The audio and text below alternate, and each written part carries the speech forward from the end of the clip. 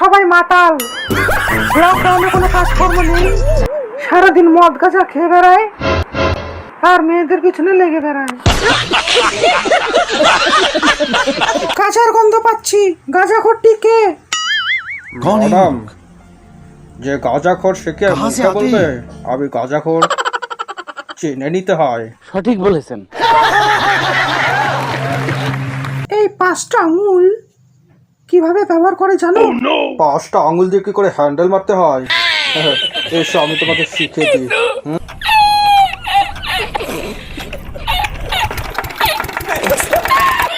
শিখে নিলাম, দেখো তো ঠিক শিখেছি কিনা।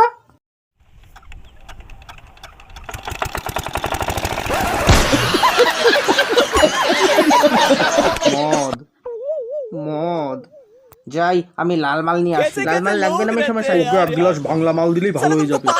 করতে পারবি না, গায়ে মাল ঢেলে দেবো। না পারবো, বাংলা মাল দেখেছি তো, এবার ভালো হয়ে যাবো। কি করোনা ভাইরাস রে বাবা, মাল দেখলেই ভালো হয়ে যায়। যাও আমার জন্য 10 টাকার বিড়ি নিয়ে এসো। লকডাউনে দোকান খোলা নেই, আমি বিড়ি আনতে পারবো না। পারবে না? ও মা গো, বিড়ি তোমাকে আনতেই হবে, নইলে ঘর ধরে আনাবো। মা একটা বিড়ি দাও না, চেটে চেটে খাবো। দিদু আমাকে একটা বিড়ি দাও না, চেটে চেটে খাবো। বিড়ি খাবে? ওইখানে বিড়ির মোতা পড়ে আছে, যা গিয়ে চেটে চেটে খা। পর্দা, আবার হাত ছেড়ে দাও, আবার কিন্তু খুব জোরে পায়খানা পেয়ে গেছে। আমি কিন্তু এখন প্যান্টের মধ্যেই হেগে ফেলবো, তোমার গায়েও ঘু লেগে যাবে। কি বললি তুই? তোর এত বড় স্পর্ধা, স্কাউন্ডার! প্যান্টে পায়খানা করবি?